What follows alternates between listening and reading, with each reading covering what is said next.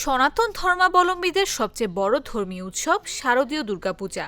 দেবী দুর্গার আগমন ঘিরে তাই ব্যস্ত সময় পার করছেন শেরপুরের প্রতিমা তৈরির শিল্পীরা।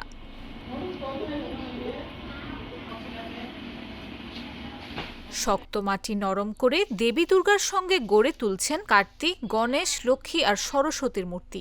এখন চলছে খড় আর কাদামাটি দিয়ে প্রতিমা তৈরির প্রাথমিক কাজ। এরপর প্রতিমা রোদে শুকিয়ে দেয়া হবে রঙের আঁচড়।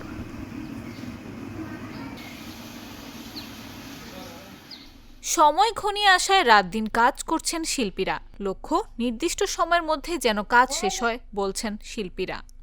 মনে করেন আমাদের বানানি মোটামুটি শেষ পর্যায়ে এখন এই যে রং করবো জায়গায় জায়গায় মূর্তি নিলে যারা নিয়নের কথা তার ধরিতে নিতে আছে, নাহলে এতদিন মোটামুটি রং ধরতো আর যদি আছে এখন মোটামুটি কিলার কিলা হালাইছে।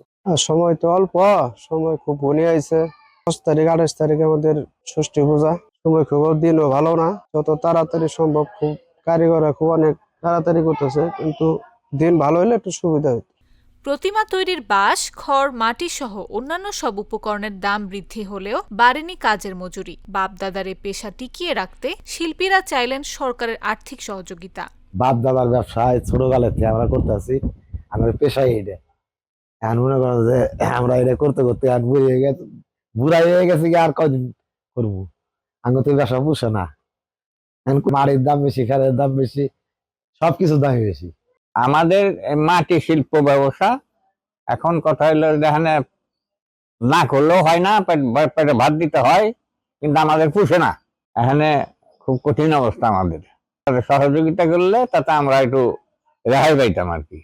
আসন্ন দুর্গাপূজা নির্বিঘ্নে করতে সবার সহযোগিতা কামনা করেন জেলা পূজা উদযাপন পরিষদের নেতারা।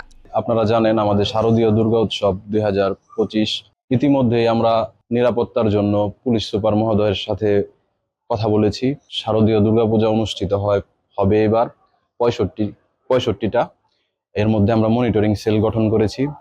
আপনার সার্বিক পরিস্থিতি এখন পর্যন্ত ভালো।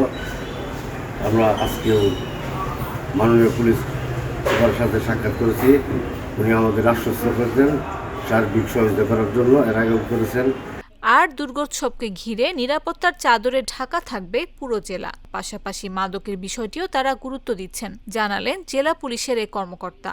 আপনারা জানেন যে আগামী 27 তারিখ থেকে হিন্দু ধর্মীয় অবলম্বী মানুষদের এই দেশে যে সবচেয়ে বড় উৎসব দুর্গাপূজা শুরু হতে যাচ্ছে। আমরা অলরেডি যেখানে দুর্গাপূজার প্রতিমা তৈরি হচ্ছে, আমরা সেখানে প্রতিমা তৈরি করা থেকে আমরা নজরদারি রাখছি। সিভিল পোশাকে আমরা নিয়মিত খোঁজখবর রাখছি। আর প্রতিমা শুরু হওয়ার আগে প্রত্যেকটা প্রতিমা মণ্ডপের পূজা মণ্ডপের নিরাপত্তা দেওয়ার জন্য আমাদের পর্যাপ্ত সংখ্যক প্রস্তুত থাকবে এবং অক্সিলারি ফোর্স হিসেবে আমরা ভলেন্টিয়ার নেব এবং আনসারদেরকে নেব এবং আমরা একটি কন্ট্রোল রুম স্থাপন করব, যে কন্ট্রোল রুম থেকে এই পুরা পূজার নিরাপত্তা কার্যক্রম নিয়ন্ত্রণ করা হবে। এবং আমরা প্রত্যেকটা পূজা মণ্ডপের কমিটি এবং যারা আছেন সংগঠক তাদের সাথে আমরা শীঘ্রই মিটিং এ বসবো এবং প্রত্যেক থানার ওসি এবং কন্ট্রোল রুমের নম্বর সবাইকে দেওয়া হবে এবং সাদা পোশাকে আমাদের গোয়েন্দা নজরদারি থাকবে এবং ডিবির লোক থাকবে। যে কোনো ধরনের অনাকাঙ্ক্ষিত ঘটনা আমরা এড়াতে পারবো বলে বিশ্বাস করি এবং আমরা বিশ্বাস করি। এই বছর শেরপুর জেলায় 172টি পূজা মণ্ডপে দুর্গাপূজার আয়োজন করা হয়েছে।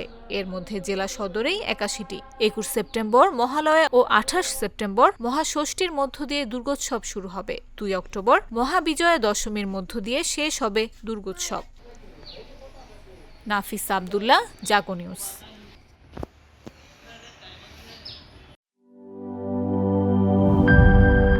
সানবিট সব দিবে সামাল।